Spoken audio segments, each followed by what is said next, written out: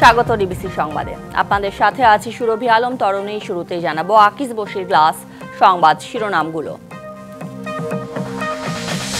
নয়া বন্দোবস্তের স্বপ্ন নিয়ে যাত্রা শুরু তারুণ্যের দল জাতীয় নাগরিক পার্টির। নাহিদের নেতৃত্বে 151 সদস্যের আহ্বায়ক কমিটি।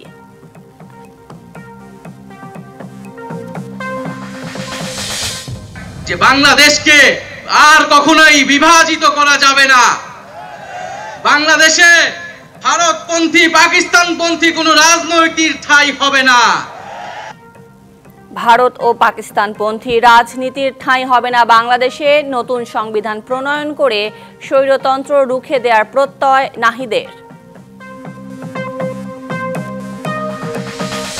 নতুন রাজনৈতিক দলকে স্বাগত জানিয়ে বিএনপি বলল, বহুদলীয় গণতন্ত্রে বিশ্বাসী তারা। নির্বাচনে প্রমাণ হবে দলটির জনসমর্থন।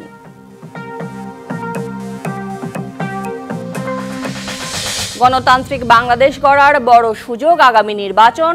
সব ধর্মবর্ণের মানুষের নিরাপত্তা নিশ্চিতের প্রত্যয় তারেক রহমানের।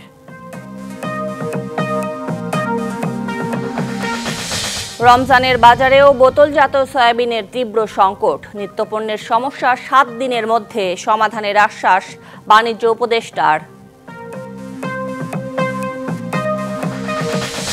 এবং পর্দা নামলো পরিবর্তিত রাজনৈতিক বাস্তবতার অমর একুশে বইমেলার। এবার বিক্রি ছিল হতাশাজনক, বই প্রকাশ 3300।